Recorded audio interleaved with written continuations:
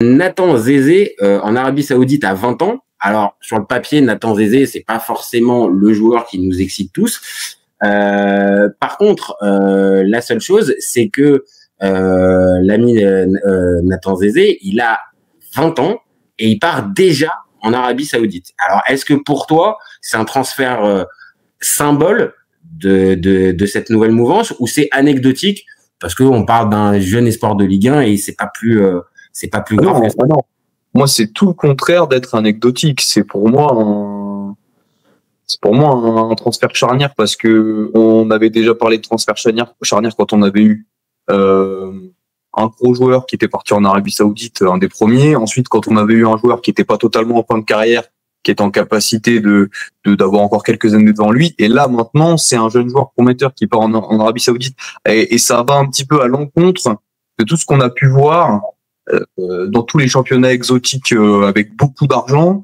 On peut refaire et c'était la Russie, c'était la mode de faire ça. Ensuite, t'as vu, enfin bref, à un moment, t'as un peu l'Inde aussi, à l'époque, tu sais, de Robert Pires, tout ça. Oui. Voilà, ouais.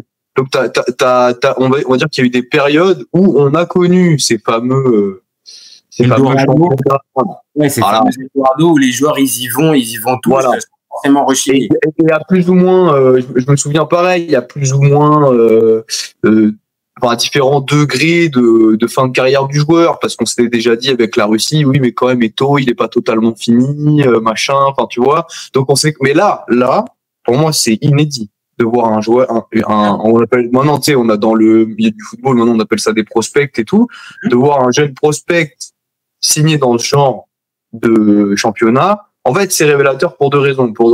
Déjà parce qu'on a pas un changement de paradigme, mais en tout cas, on se rend compte que ce championnat-là, il a d'autres idées pour grandir, et surtout que, en fait, ça y est, il se met dans une dynamique pour être un championnat compétitif. Pourquoi pas d'ailleurs, en fait, pour avoir des chances en Coupe du Monde des clubs qui vont peut-être mettre eux beaucoup d'intérêt dessus, parce qu'ils savent que c'est un des seuls moments où ils vont pouvoir être confrontés à des super équipes européennes. Ah oui. Donc en fait, ça change un peu tout parce que tu te dis, en fait, c'est pas un truc éphémère. Ils vont réellement essayer d'être compétitifs sur le long terme avec réellement des bons joueurs et notamment des jeunes qui vont, alors ça, je sais pas comment ils vont faire, mais post-formés, entre guillemets, et essayer d'affiner pour le très haut niveau. Je suis très curieux parce que je pense qu'ils n'ont pas forcément toutes les armes pour le faire, mais au moins, ils veulent se donner les moyens de le faire. Donc, là, on parle d'un joueur. On parle quand même d'un joueur. Je vais partager les stats.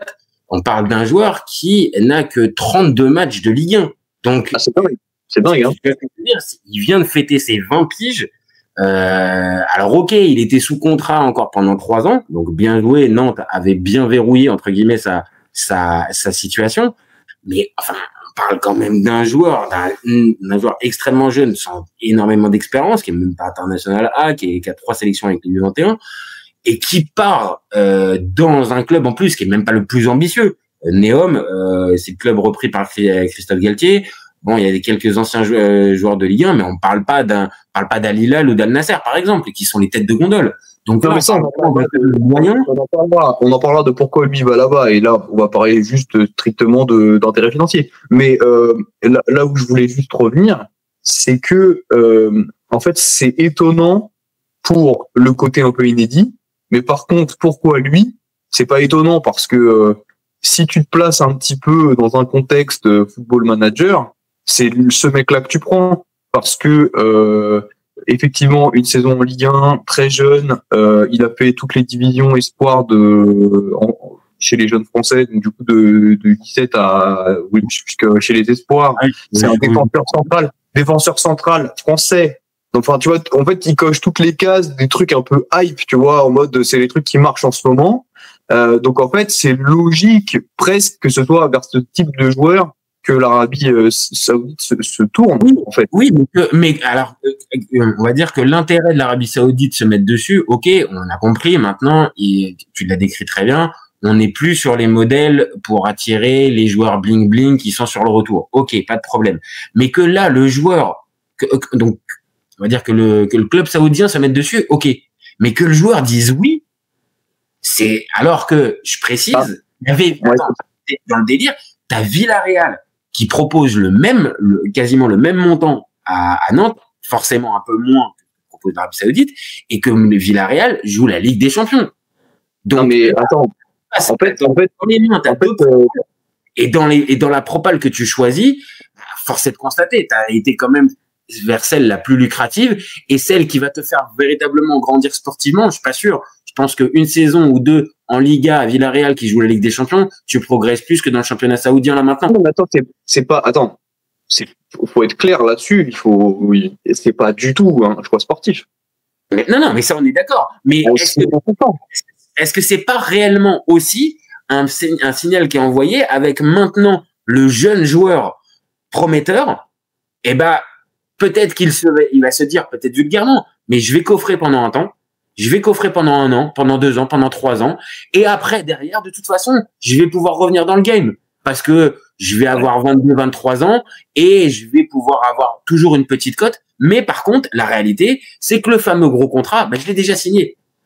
Là où on a été habitué pendant des années avec le joueur qui signe ce fameux gros contrat à la fin de la carrière. Là, on est au début de la carrière, donc ça change. En fait, moi, je suis d'accord avec toi. Il y a vraiment 2 choses. En gros, la première chose pour moi, c'est que, tu sais, on parle aussi des clubs qui parfois ont des offres pour certains joueurs qui sont impossibles à refuser.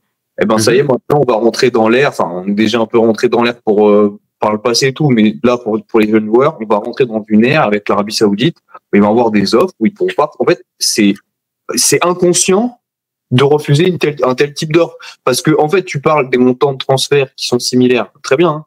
Mais le salaire, il y a un 0 en plus, hein. Il y a un 0 en plus. Clairement. Et tu peux peut-être avoir 2 chiffres en plus. Je sais pas si c'est des zéros, mais tu peux peut-être avoir 2 chiffres. Je sais pas parler de chiffres parce que c'est pas encore officiel complètement, je crois, mais c'est dingue. Non, vraiment, c'est dingue. C'est-à-dire qu'en fait, même s'il le fait pas, il est inconscient, tu vois. Donc, après, tu peux te dire, bon, il gagnera quand même bien sa vie à Villarreal. T'as plein de gens.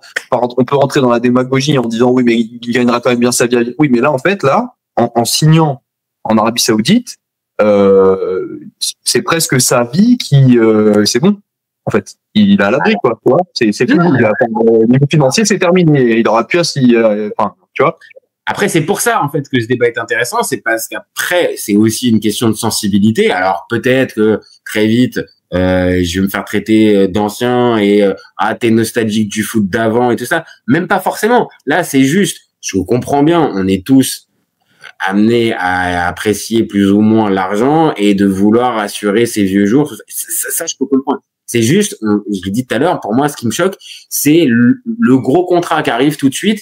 Et est-ce que derrière, on fera peut-être le débat à un autre moment, mais est-ce que derrière, ça t'enlève pas un peu la faim?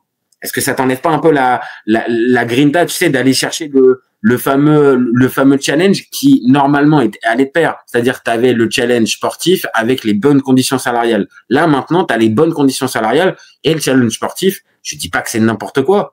Ils sont au niveau professionnel et tout ça, mais on est sur un niveau moindre que, comme je viens de te dire, Villarreal, Ligue des Champions, Liga. Alors après, ça c'est le débat et je suis d'accord avec toi. Et c'est même pas pour moi une question de grinta, c'est une question d'expérience du très haut niveau. J'ai essayé d'y réfléchir là pendant que tu étais en train d'en parler.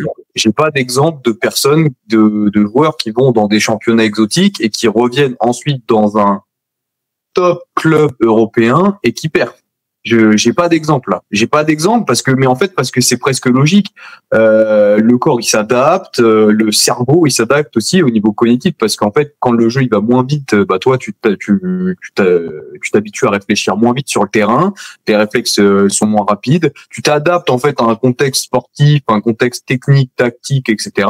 En fait pour revenir on peut parler dans un autre contexte, le saut de qualité qu'il faut refaire derrière, il est monstrueux, et je pense que même, et pour un jeune joueur, c'est encore pire, parce que lui, il est dans une phase de sa vie, où en fait, il continue d'apprendre, et ben, lui, le problème, c'est qu'en fait, il va beaucoup moins apprendre dans son contexte en Arabie Saoudite, et pour revenir après en Europe derrière, il va devoir cravacher. Ça va être très très dur et je lui souhaite que ça soit le premier à vraiment réussir à le faire parce que je pense que dans un coin de sa tête, il dit qu'il finira pas sa carrière là-bas. Mais pour revenir, mais voilà, il a rien trouvé en Europe en plus. C'est même pas comme si, tu vois, en fait, tu peux comparer avec peut-être Osimhen, tu vois, qui c'est un peu différent, mais championnat.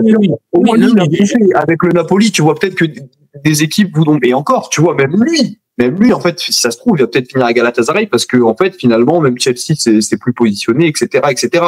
Donc, même lui, qui a quand même un passif en Ligue 1, où il a performé en Ligue 1, où il a eu quand même remporté un Scudetto avec le Napoli, où il a marqué aussi en Ligue des Champions, etc. Si même lui, dans ce contexte-là, il n'y arrive pas, un jeune joueur, moi, je suis un peu pessimiste, hein, on va pas se mentir.